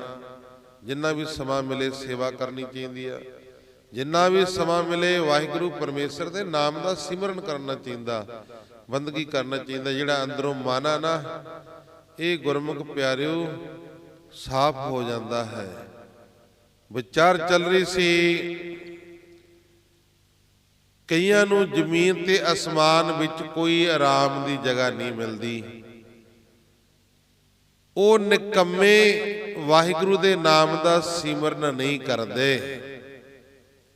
ਜਿਹੜਾ ਹੁਣ ਕੰਮ ਨਹੀਂ ਕਰਦਾ ਉਹਨੂੰ ਆਪਾਂ ਕਹਿੰਦੇ ਨਿਕੰਮਾ। ਇਹ ਤਾਂ ਰੋਟੀਆਂ ਪਾੜੂ ਹੈ, ਨਿਕੰਮਾ। ਮਹਾਰਾਜ ਜੀ ਕਹਿੰਦੇ ਜਿਹੜੇ ਵਾਹਿਗੁਰੂ ਪਰਮੇਸ਼ਰ ਦਾ ਸਿਮਰਨ ਨਹੀਂ ਨਾ ਕਰਦੇ, ਬੰਦਗੀ ਨਹੀਂ ਕਰਦੇ, ਉਹਨਾਂ ਨੂੰ ਮਹਾਰਾਜ ਜੀ ਨੇ ਨਿਕੰਮੇ ਦੱਸਿਆ। ਅੱਗੇ ਸੁਣੋ ਕੀ ਕਹਿੰਦੇ ਨੇ। ਪੂਰੇ ਗੁਰ ਤੇ ਗਤ ਮਿਤ ਪਾਏ, ਇਹ ਸੰਸਾਰ ਬਿਖ ਬਤ ਅਤ, ਪੌਜਲ ਗੁਰ ਸਬਦੀ ਪਾਰ ਲੰਘਾਈ। ਰਹਾਉ ਪੂਰਨ ਗੁਰਾਂ ਦੇ ਪਾਸੋਂ ਮੁਕਤੀ ਦਾ ਰਸਤਾ ਪ੍ਰਾਪਤ ਹੁੰਦਾ, ਔਰ ਪਰਮ ਭਿਆਨਕ ਸਮੁੰਦਰ ਇਹ ਜਗਤ ਜ਼ਹਿਰ ਵਰਗਾ ਹੈ। ਗੁਰਬਾਣੀ ਦੇ ਜਰੀਏ ਪ੍ਰਭੂ ਪ੍ਰਾਣੀ ਦਾ ਇਤੋਂ ਪਾਰ ਉਤਾਰਾ ਕਰ ਦਿੰਦਾ ਹੈ। ਆ ਭਿਆਨਕ ਸੰਸਾਰ ਸਮੁੰਦਰ ਤੋਂ ਸਤਿਗੁਰੂ ਜੀ ਪਾਰ ਉਤਾਰਾ ਕਰ ਦਿੰਦੇ ਨੇ। ਜਿਨ ਕੋ ਆਪ ਲੈ ਪ੍ਰਭ ਮੇਲ, ਤਿਨ ਕੋ ਕਾਲ ਨਾ ਸਾਕੈ ਪੇਲ। ਜਿਨ੍ਹਾਂ ਨੂੰ ਸੁਆਮੀ ਆਪਣੇ ਨਾਲ ਮਿਲਾ ਲੈਂਦਾ, ਆਪਣੇ ਨਾਲ ਜੋੜ ਲੈਂਦਾ ਹੈ, ਉਹਨਾਂ ਨੂੰ ਮੌਤ ਕੁਚਲ ਨਹੀਂ ਸਕਦੀ। ਉਹਨਾਂ ਨੂੰ ਮੌਤ ਨਹੀਂ ਕੁਚਲ ਸਕਦੀ। ਗੁਰਮੁਖ ਨਿਰਮਲ ਰਹੇ ਪਿਆਰੇ, ਜਿਉ ਜਲ ਅੰਬ ਉੱਪਰ ਕਮਲ ਨਿਰਾਰੇ। ਮਿੱਠੜੇ ਗੁਰੂ ਸਮਰਪਣ ਇੰਜ ਸਵਸ ਰਹਿੰਦੇ ਹਨ, ਜਿਵੇਂ ਪਾਣੀ ਦੇ ਵਿੱਚ ਕਮਲ ਨਿਰਲੇਪ ਵਿਚਰਦਾ ਹੈ। ਪਾਣੀ ਦੇ ਵਿੱਚ ਕਮਲ ਦਾ ਫੁੱਲ ਨਿਰਲੇਪ ਰਹਿੰਦਾ ਹੈ ਪਾਣੀ ਦੇ ਵਿੱਚ, ਪਰ ਪਾਣੀ ਤੋਂ ਉੱਪਰ ਉੱਠ ਕੇ ਰਹਿੰਦਾ। ਤਾਂ ਬੁਰਾ ਭਲਾ ਕਹੋ ਕਿਸਨੋ ਕਹੀਐ, ਦੀਸੈ ਬ੍ਰਹਮ ਗੁਰਮੁਖ ਸੱਚ ਲਹੀਐ। ਗੁਰੂ ਨਾਨਕ ਦੇਵ ਮਹਾਰਾਜ ਜੀ ਕਹਿੰਦੇ, ਦੱਸੋ ਅਸੀਂ ਕਿਹਨੂੰ ਚੰਗਾ ਜਾਂ ਮੰਦਾ ਆਖੀਏ, ਜਦ ਸਾਈਂ ਸਾਰਿਆਂ ਅੰਦਰ ਨਿਗਾਹ ਆਉਂਦਾ ਹੈ। ਉਹ ਪਰਮੇਸ਼ਰ ਸਾਰਿਆਂ ਦੇ ਅੰਦਰ ਨਜ਼ਰੀ ਪੈਂਦਾ ਹੈ। ਮਹਾਰਾਜ ਜੀ ਕਹਿੰਦੇ, ਦੱਸੋ ਕਿਹਨੂੰ ਮਾੜਾ ਆਖੀਏ। ਮੈਂ ਗੁਰਾਂ ਦੇ ਰਾਹੀਂ ਸੱਚ ਨੂੰ ਜਾਣਦਾ ਹਾਂ। ਅਕਥ ਕਥੋ ਗੁਰਮੁਖ ਵਿਚਾਰ, ਮਿਲ ਗੁਰ ਸੰਗਤ ਪਾਵੋ ਪਾਰ। ਅਕਹਿ ਪ੍ਰਭੂ ਨੂੰ ਬਿਆਨ ਕਰਦਾ ਤੇ ਗੁਰਾਂ ਦੇ ਉਪਦੇਸ਼ ਨੂੰ ਸੋਚਦਾ ਸਮਝਦਾ ਹਾਂ। ਮੈਂ ਗੁਰਾਂ ਦੀ ਸਾਧ ਸੰਗਤ ਨਾਲ ਜੁੜ ਕੇ ਸੁਆਮੀ ਦੇ ਓੜਕ ਦੀ ਖੋਜ ਭਾਲ ਕਰਦਾ। ਉਹ ਪਰਮੇਸ਼ਰ ਨੂੰ ਲੱਭਦਾ, ਉਹਦੀ ਖੋਜ ਭਾਲ ਕਰਦਾ। ਪਰਮੇਸ਼ਰ ਲੱਭੂ ਕਿਵੇਂ? ਉਹ ਕਿਵੇਂ ਲੱਭੂਗਾ? ਕਿਤੇ ਜਾਣ ਦੀ ਲੋੜ ਪੈਣੀ ਆ, ਕਿਤੇ ਗੱਡੀਆਂ ਮੋਟਰਸਾਈਕਲਾਂ ਦੀ ਲੋੜ ਪੈਣੀ ਆ ਉਹਨੂੰ ਲੱਭਣ ਵਾਸਤੇ। ਕਿਵੇਂ ਲੱਭੂਗਾ ਉਹ ਲੱਭੂਗਾ ਗੁਰਬਾਣੀ ਦੀ ਵਿਚਾਰ ਕਰਕੇ। ਜੋ ਆਪਾਂ ਵਿਚਾਰ ਕਰਦੇ ਆ ਪਤਾ ਲੱਗਦਾ ਵੀ ਪਰਮੇਸ਼ਰ ਲੱਭੂ ਕਿਵੇਂ, ਕਿਵੇਂ ਮਿਲੂ, ਉਹ ਕਿਵੇਂ ਮਿਲਦਾ। ਗੁਰਬਾਣੀ ਦੀ ਵਿਚਾਰ ਕਰਕੇ, ਸਿਮਰਨ ਕਰਕੇ ਉਹ ਵਾਹਿਗੁਰੂ ਪਰਮੇਸ਼ਰ ਲੱਭ ਜਾਂਦਾ ਹੈ। ਆਖੋ ਸਤਨਾਮ। ਗੁਰਬਾਣੀ ਦੀ ਵਿਚਾਰਾਂ, ਗੁਰਬਾਣੀ ਪੜ੍ਹਨੀ ਪਊ ਪਹਿਲਾਂ, ਫਿਰ ਉਹਦੀ ਵਿਚਾਰ ਕਰਨੀ ਪਊਗੀ। ਵਿਚਾਰ ਕੀ ਕਹਿੰਦੀ ਹੈ? ਸਿਮਰਨ ਕਰਨ ਨੂੰ ਕਹਿੰਦੀ ਆ। ਜਦੋਂ ਸਿਮਰਨ ਕਰਾਂਗੇ ਨਾ ਤਾਂ ਤੈਨੂੰ ਵਾਹਿਗੁਰੂ ਪਰਮੇਸ਼ਰ ਮਿਲ ਜਾਣਾ ਹੈ। ਆਖੋ ਸਤਨਾਮ। ਸਿਮਰਨ ਕਰਨ ਦੀ ਏਡੀ ਵੱਡੀ ਮਹਾਨਤਾ। ਜਿਹੜੇ ਕਹਿੰਦੇ ਵੀ ਸਿਮਰਨ ਕਰਨ ਦਾ ਫਾਇਦਾ ਕੀ ਆ, ਬਹੁਤਾ ਗੁਰਬਾਣੀ ਪੜ੍ਹਨ ਦਾ ਫਾਇਦਾ ਕੀ ਆ। ਸਾਡਾ ਕੋਈ ਧੀ ਪੁੱਤਰ ਕੋਈ ਖੋ ਜਾਵੇ, ਜੇ ਆਪਾਂ ਪਿੰਡ ਦੇ ਵਿੱਚ ਕੀੜਾ ਜਾ ਮਾਰ ਕੇ ਛੱਡ ਦਈਏ ਵੀ ਬਸ ਸਰ ਗਿਆ, ਇੰਨਾ ਲੱਭ ਲਿਆ। ਕਿੱਥੇ ਕਿੱਥੇ ਢੂੰਡਦੇ ਆ, ਕਿੰਨਾ ਲੱਭਦੇ ਆ, ਕਿੰਨਾ ਨੂੰ ਭੱਜੀ ਨੱਠੀ ਕਰਦੇ ਆ, ਕਿੰਨਾ ਕੁਝ ਕਦੇ ਕਿਤੇ ਕਦੇ ਕਿਤੇ ਕਦੇ ਕਿਤੇ ਇੰਟਰਵਿਊ ਟੀਵੀਆਂ ਦੇ ਉੱਤੇ, ਫੇਸਬੁੱਕਾਂ ਦੇ ਉੱਪਰ, WhatsApp ਦੇ ਉੱਪਰ ਸਾਰੇ ਚਾੜ ਦਿੰਦੇ ਵੀ ਲੱਭ ਜੇ ਸਾਡਾ ਗਵਾਚਿਆ ਹੋਇਆ ਬੰਦਾ। ਲੱਭਣ ਵਾਸਤੇ ਕਿੰਨਾ ਕੁਝ ਕਰਦਾ, ਕਿੰਨਾ ਸਮਾਂ। ਇਸੇ ਤਰ੍ਹਾਂ ਵਾਹਿਗੁਰੂ ਪਰਮੇਸ਼ਰ ਸਾਤੋਂ ਗਵਾਚਿਆ ਹੋਇਆ, ਉਹਨੂੰ ਲੱਭਣਾ ਹੈ। ਪਰ ਲੱਭਣ ਵਾਸਤੇ ਸਮਾਂ ਚਾਹੀਦਾ ਕਿ ਨਹੀਂ ਚਾਹੀਦਾ? ਜਿੰਨਾ ਫਿਰਾ ਤੁਰਾਂਗੇ ਉਨੇ ਬੰਦੇ ਦਾ ਪਤਾ ਲੱਗੇਗਾ ਹੌਲੀ ਹੌਲੀ ਹੌਲੀ ਹੌਲੀ। ਇਸੇ ਤਰ੍ਹਾਂ ਜਦੋਂ ਗੁਰਬਾਣੀ ਪੜ੍ਹਦੇ ਜਾਵਾਂਗੇ, ਸਿਮਰਨ ਕਰਦੇ ਜਾਵਾਂਗੇ, ਇੱਕ ਦਿਨ ਵਾਹਿਗੁਰੂ ਪਰਮੇਸ਼ਰ ਤੈਨੂੰ ਪ੍ਰਾਪਤ ਹੋ ਜਾਣਾ। ਆਖੋ ਸਤਨਾਮ। ਬੰਦੇ ਖੋਜ ਦਿਲ ਹਰ ਰੋਜ਼, ਨਾ ਫਿਰ ਪਰੇਸ਼ਾਨੀ ਮਾਹੇ। ਕਹਿੰਦੇ ਕਿਉਂ ਤੂੰ ਪਰੇਸ਼ਾਨੀਆਂ ਦੇ ਵਿੱਚ ਫਿਰਦਾ? ਉਹ ਵਾਹਿਗੁਰੂ ਪਰਮੇਸ਼ਰ ਨੂੰ ਖੋਜ ਲਾ, ਉਹਨੂੰ ਲੱਭ ਲਾ, ਉਹ ਤੇਰੇ ਅੰਦਰੋਂ ਹੀ ਮਿਲ ਜੂ। ਆਖੋ ਸਤਨਾਮ। ਬਾਹਰ ਨਹੀਂ ਜਾਣ ਦੀ ਲੋੜ ਪੈਂਦੀ। ਮਹਾਰਾਜ ਜੀ ਕਹਿੰਦੇ ਜਿਹੜਾ ਰੱਬ ਨੂੰ ਬਾਹਰ ਲੱਭਦਾ ਨਾ, ਬਾਹਰ ਟੋਲੇ ਭਰਮ ਭੁਲਾਵੇ। ਸਮਝ ਲਓ ਜਿਹੜਾ ਰੱਬ ਨੂੰ ਬਾਹਰ ਲੱਭਦਾ ਉਹ ਸਮਝ ਲਓ ਵੀ ਭਰਮਾਂ ਦੇ ਵਿੱਚ ਪਿਆ ਹੋਇਆ। ਆਖੋ ਸਤਨਾਮ। ਉਹ ਹਜੇ ਤੱਕ ਵਹਿਮਾਂ ਦੇ ਵਿੱਚ ਹੀ ਪਿਆ ਹੋਇਆ ਹੈ, ਅੰਦਰ ਲੱਭਦਾ ਬਾਹਰ ਫਿਰਦਾ ਹੈ। ਤਾਂ ਗੁਰਮੁਖ ਪਿਆਰਿਓ, ਉਹਦੀ ਵਾਹਿਗੁਰੂ ਪਰਮੇਸ਼ਰ ਦੀ ਭਾਲ ਕਰੀਏ, ਉਹਨੂੰ ਲੱਭੀਏ। ਸਾਸਤ ਵੇਦ ਸਿਮਰਤ ਬਹੁ ਭੇਦ, 68 ਮੰਜਨ ਹਰ ਰਸ ਦੇਣ। ਕਹਿੰਦੇ ਸ਼ਾਸਤਰਾਂ, ਵੈਦਾਂ ਅਤੇ ਸਿਮਰਤੀਆਂ ਦੇ ਬਹੁਤੇ ਭੇਦਾਂ ਦੀ ਗਿਆਤ ਅਤੇ 68 ਤੀਰਥਾਂ ਦਾ ਇਸ਼ਨਾਨ, ਇਹ ਸਭ ਪ੍ਰਾਪਤ ਹੁੰਦੇ ਹਨ। ਕਿਵੇਂ? ਵਾਹਿਗੁਰੂ ਦੇ ਅੰਮ੍ਰਿਤ ਨੂੰ ਚਿੱਤ ਅੰਦਰ ਟਿਕਾਉਣ ਦੁਆਰਾ। ਭਾਵ ਕਿ ਜਦੋਂ ਵਾਹਿਗੁਰੂ ਪਰਮੇਸ਼ਰ ਦੇ ਨਾਮ ਦਾ ਸਿਮਰਨ ਕਰਾਂਗੇ ਨਾ, ਜਦੋਂ ਵਾਹਿਗੁਰੂ ਪਰਮੇਸ਼ਰ ਦੇ ਨਾਮ ਦਾ ਸਿਮਰਨ ਕਰਾਂਗੇ, ਕਈ ਕਹਿੰਦੇ ਨੇ ਜੀ ਤੋਤਾ ਰੱਟਣਾ ਬਹੁਤਾ, ਵਾਹਿਗੁਰੂ ਵਾਹਿਗੁਰੂ ਕਰਨ ਦਾ ਕੀ ਫਾਇਦਾ। ਸਾਡੇ ਵਰਗੇ ਭੋਲੇ ਭਾਲੇ ਲੋਕ ਉਹਨਾਂ ਦੇ ਪਿੱਛੇ ਲੱਗ ਜਾਂਦੇ ਆ। ਬਹੁਤਾ ਗੁਰਬਾਣੀ ਪੜ੍ਹਨ ਦਾ ਕੀ ਫਾਇਦਾ। ਸਾਡੇ ਵਰਗੇ ਭੋਲੇ ਭਾਲੇ ਲੋਕ ਉਹਨਾਂ ਦਾ ਆਖਾ ਮੰਨ ਜਾਂਦਾ। ਪਹਿਲੀ ਨਹੀਂ ਮੰਨਦਾ ਕਾਬੂ ਦੇ ਵਿੱਚ ਆਉਂਦਾ, ਪਹਿਲੀ ਨਹੀਂ ਮੰਨਦਾ ਨਿਤਨੇਮ ਕਰਨ ਨੂੰ, ਸਿਮਰਨ ਕਰਨ ਨੂੰ। ਉੱਤੋਂ ਫਿਰ ਇਹੋ ਜਿਹੇ ਲੋਕਾਂ ਦੀ ਜਦੋਂ ਗੱਲਾਂ ਸੁਣਦੇ ਨਾ, ਹੋਰ ਮਨ ਟੁੱਟ ਜਾਂਦਾ। ਕੀ ਕਹਿੰਦੀ ਆ ਗੁਰਾਂ ਦੀ ਬਾਣੀ? ਮਹਾਰਾਜ ਜੀ ਕਹਿੰਦੇ ਸਿਮਰਨ ਕਰਨ ਦੇ ਨਾਲ ਸ਼ਾਸਤਰਾਂ ਅਤੇ ਵੇਦਾਂ ਅਤੇ ਸਿਮਰਤੀਆਂ ਦੇ ਬਹੁਤੇ ਭੇਦਾਂ ਦੀ ਗਿਆਤ, ਭਾਵ ਕਿ ਗਿਆਨ ਹੋ ਜਾਂਦਾ। ਇੱਥੇ ਹੀ ਵਸ ਨਹੀਂ, ਅਤੇ 68 ਤੀਰਥਾਂ ਦਾ ਇਸ਼ਨਾਨ। ਦੇਖ ਲਓ 68 60 ਤੇ 8 68 ਤੀਰਥਾਂ ਦਾ ਇਸ਼ਨਾਨ ਹੈ। ਸਮਾਂ ਕਿਸੇ ਕੋਲ 68 ਤੀਰਥਾਂ ਦਾ ਇਸ਼ਨਾਨ ਕਰਨ ਦਾ। 68 ਤੀਰਥਾਂ ਤੇ ਇਸ਼ਨਾਨ ਕਰਨ ਵਾਸਤੇ ਜਾਓਗੇ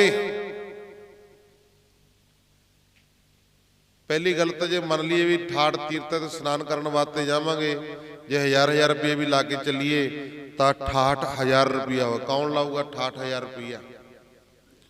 जाण वास्ते तीर्थां ते 68,000 रुपया कौन लाऊगा? जे 1000 रुपये मन लीए तो थोड़े जा क्याम नहीं लगना, ना ही 68 तीर्थों का स्नान होना।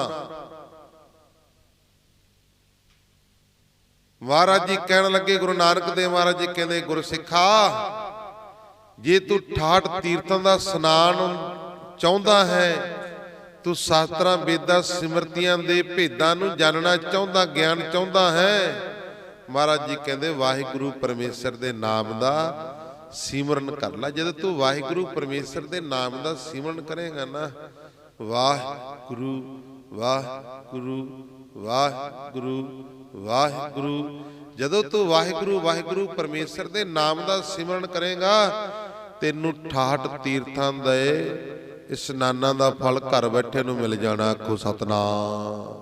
ना जाण दी लोड़, ना पैसे खर्चण दी लोड़, बच मारो चौंकड़ा ते करो वाहिगुरु परमेश्वर दे नाम दा सिमरन। सिमरतियां दा भी ज्ञान हो जाना, वेदां दा भी ज्ञान हो जाना, शास्त्रां दा भी ज्ञान हो जाना, ते 68 तीर्थां दा स्नान दा फल तुहानू घर बैठे ही मिल जाना। वाहिगुरु परमेश्वर दे नाम दा सिमरन करके करो गल बाणी दी। ਜਿਹੜੇ ਕਹਿੰਦੇ ਨੇ ਵੀ ਨਾਮ ਦਾ ਸਿਮਰਨ ਕਰਨ ਦਾ ਕੀ ਫਾਇਦਾ ਜੀ, ਇਹ ਤੋਤਾ ਰੱਟਣਾ ਬਹੁਤਾ, ਵਾਹਿਗੁਰੂ ਵਾਹਿਗੁਰੂ ਕਰਨ ਦਾ ਕੀ ਫਾਇਦਾ। ਜਦੋਂ ਇਸ ਤਰ੍ਹਾਂ ਦੀਆਂ ਗੱਲਾਂ ਆਉਂਦੀਆਂ ਨੇ ਫਿਰ ਕਹਿੰਦੇ ਜੀ ਅਸੀਂ ਕਿਹੜਾ ਗੁਰਬਾਣੀ ਤੋਂ ਉਲਟ ਚੱਲਦੇ ਆ, ਸਿਰੇਆਮ ਉਲਟੀ ਨੇ ਗੱਲਾਂ। ਇਹ ਗੱਲਾਂ ਸਿਰੇਆਮ ਉਲਟ ਨੇ। ਫਿਰ ਕਹਿੰਦੇ ਅਸੀਂ ਗੁਰਬਾਣੀ ਨਾਲੋਂ ਨਹੀਂ ਤੋੜਦੇ, ਸਾਡੇ ਵਰਗੇ ਭੋਲੇ ਭਾਲੇ ਲੋਕਾਂ ਨੂੰ ਪਤਾ ਹੀ ਨਹੀਂ ਹੈ ਅਰਥਾਂ ਦਾ, ਇਸ ਕਰਕੇ ਉਹਨਾਂ ਨੂੰ ਸੱਚ ਕਰਕੇ ਮੰਨ ਜਾਂਦੇ ਆ। ਗੁਰਬਾਣੀ ਦੀ ਵਿਚਾਰ ਪੜੋ, ਗੁਰਬਾਣੀ ਨੂੰ ਵਿਚਾਰੋ, ਸੁਣੋ ਕਹਿੰਦੀ ਕੀ ਆ, ਅਸਲ ਅਰਥਾਂ ਦੇ ਵਿੱਚ ਫਿਰ ਪਤਾ ਲੱਗ ਜਾਂਦਾ। ਅਸਲ ਅਰਥਾਂ ਦੇ ਵਿੱਚ ਫਿਰ ਪਤਾ ਲੱਗ ਜਾਂਦਾ।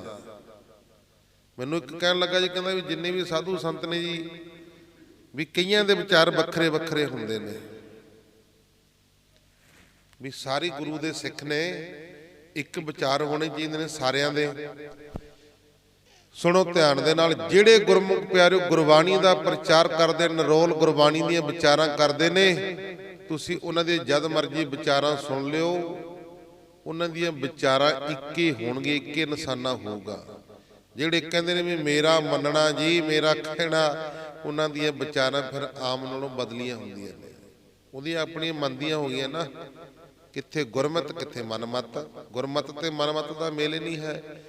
ਇਸ ਕਰਕੇ ਆਪਾਂ ਨੇ ਗੁਰੂ ਦੇ ਪਿੱਛੇ ਲੱਗਣਾ, ਗੁਰੂ ਦੀ ਮੱਤ ਪਿੱਛੇ ਲੱਗਣਾ ਹੈ।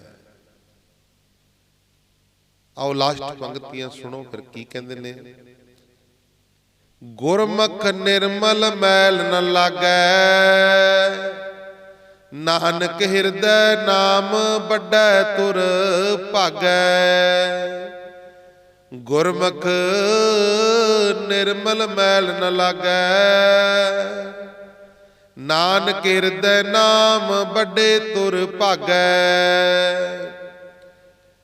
ਤਾਂ ਗੁਰਮੁਖ ਪਿਆਰਿਓ 68 ਤੀਰਥਾਂ ਦਾ ਇਸ਼ਨਾਨ ਘਰੇ ਬੈਠਿਆਂ ਨੂੰ ਪ੍ਰਾਪਤ ਹੋ ਜੂ ਜਦੋਂ ਸਿਮਰਨ ਕਰਾਂਗੇ।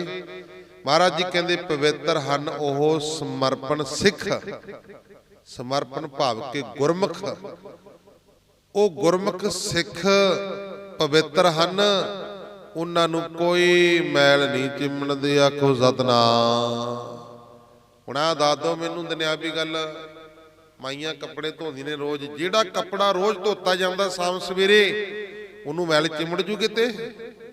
ਜਿਹੜਾ ਹੁਣ ਮੇਰੇ ਵਰਗੇ ਨੇ ਪਾ ਕੇ ਹਫ਼ਤਾ ਕੱਢਣੀ ਨਹੀਂ ਹੈ, ਉਹਦਾ ਭਾਈ ਫਿਰ ਮੈਲ ਚਿੰਮੜੂ ਹੈ ਉਹਨੂੰ। ਤਾਂ ਜਦ ਧੋਣੀ ਨਹੀਂ ਹੈ ਹਫ਼ਤਾ ਫਿਰ ਤਾਂ ਪੱਕੀ ਮੈਲ ਬਣ ਜਾਣੀ ਹੈ ਨਾ। ਇਸੇ ਤਰ੍ਹਾਂ ਜਿਹੜਾ ਗੁਰਸਿੱਖ ਰੋਜ਼ ਸਿਮਰਨ ਕਰਦਾ, ਰੋਜ਼ ਗੁਰਬਾਣੀ ਪੜ੍ਹਦਾ, ਗੁਰਬਾਣੀ ਸੁਣਦਾ, ਉਹਦੇ ਮਨ ਨੂੰ ਮੈਲ ਨਹੀਂ ਲੱਗ ਸਕਦੀ। ਆਖੋ ਸਤਨਾਮ। ਜਿਨ੍ਹਾਂ ਨੇ ਮਨ ਨੂੰ ਧੋ ਲਿਆ ਗੁਰਬਾਣੀ ਦੇ ਨਾਲ, ਜਿਨ੍ਹਾਂ ਨੇ ਧੋ ਲਿਆ, ਜਿਨ੍ਹਾਂ ਨੇ ਉਹ ਪਾਣੀ 'ਚ ਘਚਲ ਕੇ ਜੇ ਕੱਪੜਾ ਸੜ ਦਿੱਤਾ ਵੀ ਪਾਣੀ 'ਚ ਘਚਲਿਆ ਜੀ, ਚਲੋ ਠੀਕ ਆ, ਮਾੜਾ ਮੋਟਾ ਗਰਮੀ ਦਾ ਜਿਹੜਾ ਪਸੀਨਾ ਜਾਂ ਮੁਸ਼ਕ ਤਾਂ ਨਿਕਲ ਜੂ, ਪਰ ਮੈਲ ਨਹੀਂ ਨਿਕਲਣੀ ਹੈ। ਮੈਲ ਉਕੜੇ ਰਹਿਣੀ ਆ, ਭਾਵੇਂ ਕੱਪੜਾ ਧੋ ਲਿਓ, ਮੈਲ ਉਸੇ ਤਰ੍ਹਾਂ ਰਹਿਣੀ ਆ। ਇਸੇ ਤਰ੍ਹਾਂ ਜਦੋਂ ਅਸੀਂ ਗੁਰੂ ਦੇ ਕੋਲ ਆਵਾਂਗੇ, ਗੁਰੂ ਦੀਆਂ ਵਿਚਾਰਾਂ ਨੂੰ ਸੁਣਾਂਗੇ, ਉਹਨਾਂ ਨੂੰ ਮੰਨਾਂਗੇ, ਉਹਨਾਂ ਤੇ ਚੱਲਾਂਗੇ, ਫਿਰ ਮਨ ਸਾਫ਼ ਹੋ ਜਾਣਾ। ਰੋਜ਼ ਇਸ ਤਰ੍ਹਾਂ ਕਰਾਂਗੇ, ਫਿਰ ਗੁਰਮੁਖ ਪਿਆਰਿਓ ਮਨ ਨੂੰ ਮੈਲ ਨਹੀਂ ਲੱਗਣੀ। ਜੇ ਨਾ ਆ ਗਏ, ਨਾ ਕੋਈ ਸੁਣਿਆ ਨਾ ਕੋਈ ਮੰਨਿਆ, ਫਿਰ ਕੱਪੜਾ ਝੱਲ ਕੇ ਪਾਉਣ ਵਾਲਾ ਕੰਮ ਹੋ ਜਾਊਗਾ। ਮੁਸ਼ਕ ਜਿਹਾ ਤਾਂ ਜ਼ਰੂਰ ਨਿਕਲ ਜੂਗਾ, ਪਰ ਗੁਰਮੁਖ ਪਿਆਰਿਓ ਪੂਰਾ ਸਾਫ਼ ਨਹੀਂ ਹੋਣਾ। ਸਾਡਾ ਸਮਾਂ ਤਾਂ ਜ਼ਰੂਰ ਸਫਲਾ ਹੋ ਜਾਊਗਾ, ਗੁਰੂ ਦੇ ਚਰਨਾਂ 'ਚ ਆਇਆ, ਪਰ ਪੂਰਾ ਉਜਲਾ ਨਹੀਂ ਹੋਣਾ, ਪੂਰਾ ਮਨ ਸਾਫ਼ ਨਹੀਂ ਹੋਣਾ। ਆਖੋ ਸਤਨਾਮ। ਕਹਿੰਦੇ ਮੁੱਢ ਦੀ ਭਾਰੀ ਚੰਗੀ ਕਿਸਮਤ ਦੀ ਬਦੌਲਤ, ਹੇ ਨਾਨਕ ਵਾਹਿਗੁਰੂ ਦਾ ਨਾਮ ਦਿਲ ਅੰਦਰ ਵਸਦਾ ਹੈ। ਮੁੱਢ ਦੀ ਕਿਸਮਤ ਜੋ ਧੁਰ ਤੋਂ ਲਿਖਿਆ, ਜਿਨ ਮਸਤਕ ਧੁਰ ਹਰ ਲਿਖਿਆ, ਤਿੰਨਾ ਸਤਿਗੁਰ ਮਿਲਿਆ RAM ਰਾਜੇ। ਜਿਨ੍ਹਾਂ ਦੇ ਧੁਰ ਦੇ ਉੱਤੋਂ ਲਿਖਿਆ ਹੋਇਆ ਨਾ, ਉਹ ਗੁਰਮੁਖ ਪਿਆਰਿਓ ਵਾਹਿਗੁਰੂ ਦਾ ਨਾਮ ਦਿਲ ਅੰਦਰ ਵਸ ਜਾਂਦਾ ਹੈ। ਆਓ ਬਾਕੀ ਵਿਚਾਰਾਂ ਕਰਾਂਗੇ। ਕੱਲ ਨੂੰ ਗੁਰਬਾਣੀ ਪੜ੍ਹਦਿਆਂ ਸੁਣਦਿਆਂ ਕੋਲੋਂ ਕਿੰਨੀ ਨੇਕਾਂ ਹੀ ਪ੍ਰਕਾਰ ਦੀਆਂ ਗਲਤੀਆਂ ਭੁੱਲਾਂ ਚੁੱਕਾਂ ਹੋ ਜਾਂਦੀਆਂ ਨੇ। ਚਮੜੇ ਦੀ ਜੀਭ ਆ, ਇਹ ਕੀ ਗੁਰਾਂ ਦੀ ਉਸਤਤ ਕਰ ਸਕਦੀ ਆ? ਇਹ ਚਮੜੇ ਦੀ ਜੀਭ ਆ, ਕੀ ਗੁਰੂ ਦੀ ਉਸਤਤ ਕਰ ਸਕਦੀ ਹੈ? ਕੀ ਬਾਣੀ ਪੜ੍ਹ ਸਕਦੀ ਆ? ਇਹ ਤਾਂ ਵਾਹਿਗੁਰੂ ਪਰਮੇਸ਼ਰ ਕਿਰਪਾ ਕਰੇ, ਰਹਿਮਤ ਕਰੇ, ਤਦ ਹੀ ਕਿਰਪਾ ਹੋ ਸਕਦੀ ਆ। ਗੁਰਬਾਣੀ ਪੜ੍ਹਦਿਆਂ ਸੁਣਦਿਆਂ ਕੋਲੋਂ, ਗੁਰਬਾਣੀ ਦੀਆਂ ਵਿਚਾਰਾਂ ਕਰਦਿਆਂ ਕੋਲੋਂ ਇੱਕ ਨਹੀਂ ਨੇਕਾਂ ਹੀ ਪ੍ਰਕਾਰ ਦੀਆਂ ਗਲਤੀਆਂ ਭੁੱਲਾਂ ਚੁੱਕਾ ਹੋ ਜਾਂਦੀਆਂ ਨੇ। ਸੰਗਤਾਂ ਸਤਿਗੁਰੂ ਜੀ ਬਖਸ਼ਣਹਾਰ ਹਨ। ਅੱਗੋਂ ਬਾਤ ਤੇ ਸਿਰ ਤੇ ਮੇਰਾ ਹੱਥ ਰੱਖ ਕੇ ਸੁਧ ਸਪੱਟ ਗੁਰਬਾਣੀ ਪੜ੍ਹਨ ਦੀ, ਸੇਵਾ ਕਰਨ ਦੀ, ਕਥਾ ਕੀਰਤਨ ਕਰਨ ਦੀ ਸੋਝੀ ਆ ਜਾਏ। ਲੋਕ ਸੁਖੀਏ ਪਰਲੋਕ ਸਹੇਲੇ, ਨਾਨਕ ਹਰ ਪ੍ਰਭ ਆਪੇ ਮਿਲੇ। ਆਈਆਂ ਸੰਗਤਾਂ ਦਾ ਬਹੁਤ ਬਹੁਤ ਧੰਨਵਾਦ। ਸਤਿਗੁਰੂ ਮਹਾਰਾਜ ਜੀਓ ਆਪ ਜੀਆਂ ਦਾ ਕੋਟਨ ਕੋਟ ਧੰਨਵਾਦ। ਤੁਸੀਂ ਸਾਨੂੰ ਨਿਮਾਣਿਆਂ ਨੂੰ, ਨਿਤਾਣਿਆਂ ਨੂੰ ਚਰਨਾਂ ਦੇ ਵਿੱਚ ਬੈਠਣ ਦੇ ਸੁਭਾਗ ਸਮੇਂ ਬਖਸ਼ਿਸ਼ ਕਰ ਦਿਓ। ਆਪ ਜੀਆਂ ਦਾ ਕੋਟਨ ਕੋਟ ਕੋਟ ਧੰਨਵਾਦ।